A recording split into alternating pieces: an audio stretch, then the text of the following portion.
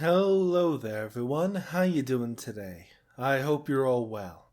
Today we're going into r/LetsNotMeet, where a man smiles bigger and bigger and bigger and bigger and bigger and bigger as he reaches for OP.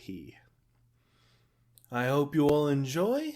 Remember to like the video, leave a comment with your thoughts or stories, and subscribe to the channel. Now, let's get started.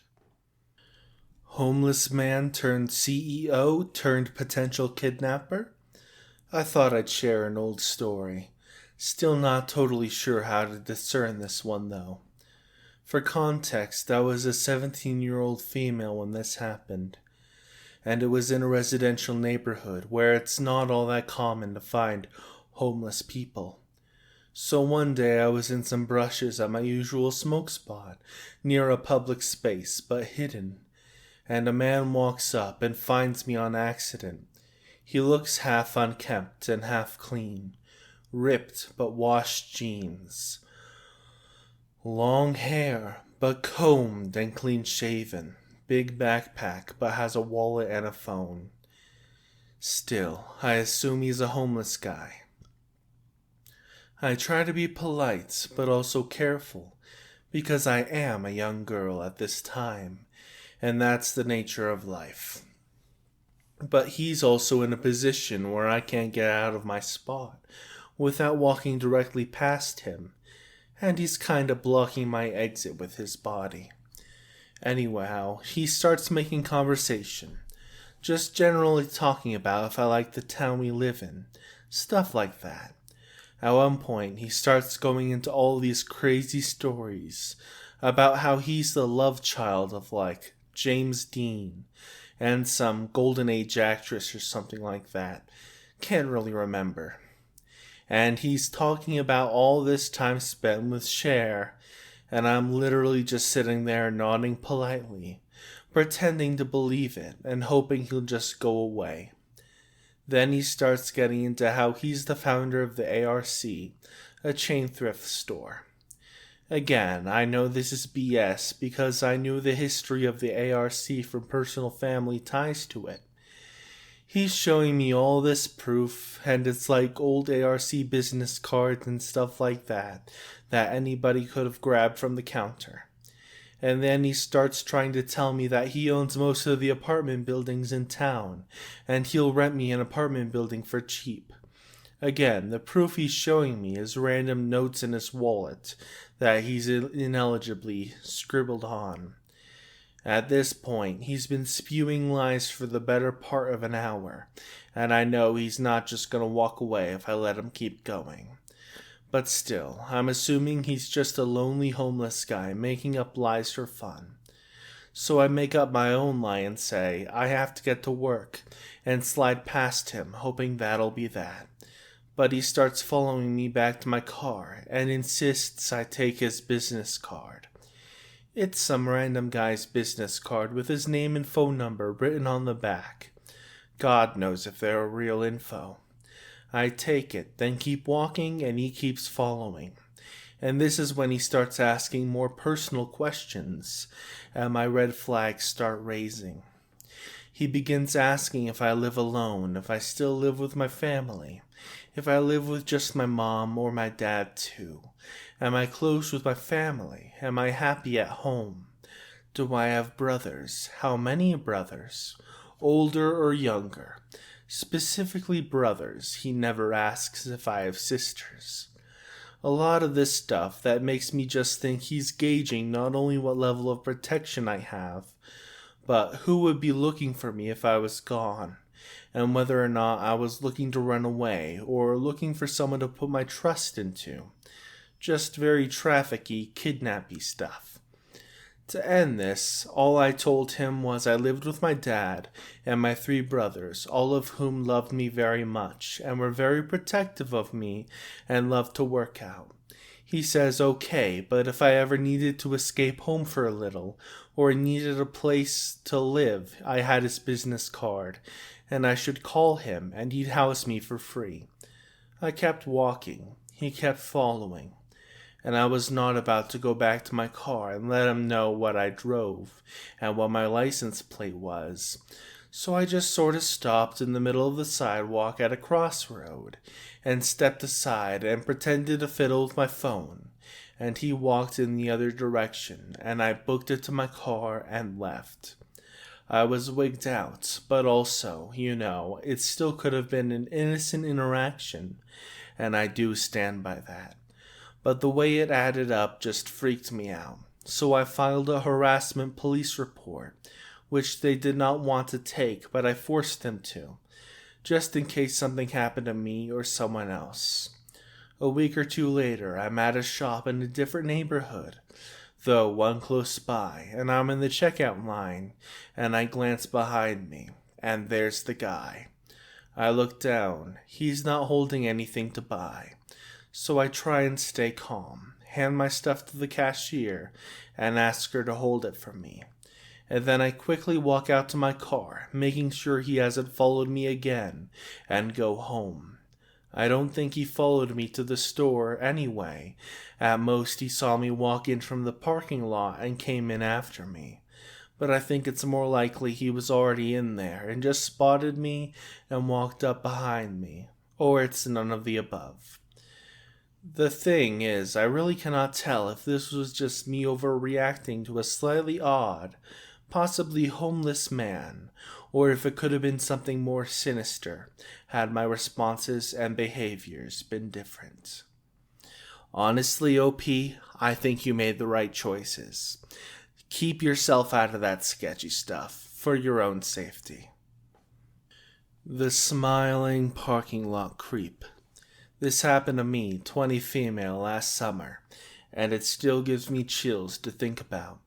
That day, I went to the thrift store with my boyfriend, and as we were heading back home, I suggested we pick up some sushi for dinner at our nearby grocery store. As my boyfriend works night shifts, he was already feeling tired, and suggested I go to the grocery store while he goes back home. We live in the busy part of our city where the mall, library, city hall, restaurants, major stores, and so on are all in a couple minutes away from our home. Not to mention, I live in a relatively safe city with little crime, so I was more than all right with going by myself. Now I wish I truly hadn't. As we parted ways, I was walking through the parking lot of the grocery store when a stocky man about 6 feet 5 inches, probably in his early to mid-40s, approached me with a wide smile and even wider eyes. He said, "Wow, you are so stunning." I simply thanked him and tried walking away. He cut me off saying, "I have never seen someone as beautiful as you before." I was immediately filled with dread. I looked back, hoping my boyfriend was still in sight. No luck. It may seem like an exaggeration to be wary of a person right off the bat, but having read and watched true crime and horror stories for years, coupled with having extreme social anxiety and being a smaller woman with zero fighting skills, I have always sided with caution. Not to mention, with his eyes and smile, he honestly reminded me of a Buffy Art the Clown from Terrifier, minus the clown costume and the lack of tying. The man roped me into a one-sided conversation, asking me my name and how old I was. I gave him a fake name and told him I was 19. He laughed and said, in an unnaturally excited tone, "That's good. It means you're a true woman now." What the actual fuck? My boyfriend later told me I should have lied and said I was under 18, as this may have made the man uninterested. From the red flags I got from the man, I seriously doubt that. He then stuck his phone out, asking for my number. I refused, saying I have a boyfriend. And I just want to talk to you. I repeated that I had a boyfriend. It was unnerving how his smile never wavered, despite showing that I wasn't interested. Like he wasn't understanding, or he just didn't care. He sounded confused, but still grinning. He stepped towards me and said, "So, you don't want to cheat on your boyfriend?" As if to say, "What do you mean you don't want to go out with a scary man that's double your age?" Speechless, I stepped back and gave pleading looks to the people walking in and out of the grocery store. After the last time I refused, his smile suddenly dropped, while he placed his hand on my back, saying, in a now cold, firm tone, "Come on, I have a nice car I can drive you around in. Let's check out one of these restaurants." Seeing a person's entire demeanor change with the flip of a switch was something I only saw in movies and TV shows, and seeing it in this situation heckin' terrified me. Going into panic mode, I somehow found the courage to push myself off him and almost shouted, "Sorry, I really have to go buy my groceries." Noticing that people were staring at us, his sick smile reappeared, and he said with a low voice, "All right, I'll see you later. Insert fake name here." I practically ran into the grocery store with so much relief. As I glanced back, hoping to see him get in his car to try getting his license plate number, only to see the man standing in the middle of the parking lot, leering at me. God damn it. I called my boyfriend in the store, but it kept going to voicemail. I figured he was sleeping, and I was seriously scared to walk back home. I managed to calm myself down in the store, figuring the man must have been long gone.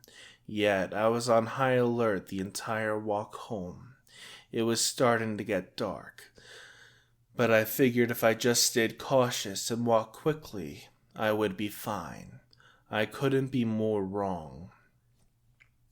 When I was approaching the crosswalk that led to my street, I heard a car pulling up to my sidewalk, followed by a sickeningly familiar voice barking, "Hey! Hi! Hi! Hey!" My heart dropped into my stomach. I glanced sideways at the car, with his unmistakable, now malicious-looking grin plastered on his face. The man's upper body was leaning out of his car window, as if he was trying to reach out to me. Oh fuck, oh fuck, oh fuck, oh fuck. He tauntingly called out, "So where's your boyfriend?" while cackling. From everything I've learned from true crime and horror stories, I figured it was best not to acknowledge the man, my mind racing while trying to appear composed. I knew I couldn't lead him to my house, and turning back to go to the malls or stores may have given away that I was terrified and trying to escape. Bless whoever designed my neighborhood, as the city's recreational center was conveniently right next to my complex. I ignored him and casually crossed the street, quickening my pace as I headed into the recreational center. I tried not to look back, scared I would see the man running up on me with his wide grin. But I made it into the rec center and finally looked behind me.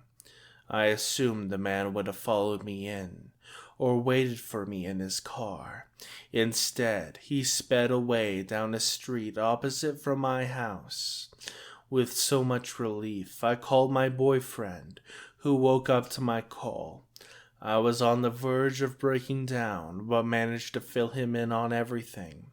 He rushed up to the recreational center, and after he helped me calm down, we walked home. My boyfriend asked if I got the man's license plate number, to which I felt like a frickin' idiot. Not only was it too dark, but I was too consumed with fear for my own life that it didn't even cross my mind at the time. At the very least, I called the police, giving them a description of the man and the make and model of his car. They said they would do what they could, but I haven't heard back from them. I haven't seen that man since. Not the person, at least, because I see that man's smile in my dreams, haunting me for countless nights, plaguing my mind. Thinking about the sadistic, glaring look he had in his car reminds me that he was overjoyed to realize that I was alone and vulnerable, that my seemingly safe city isn't as safe as I thought.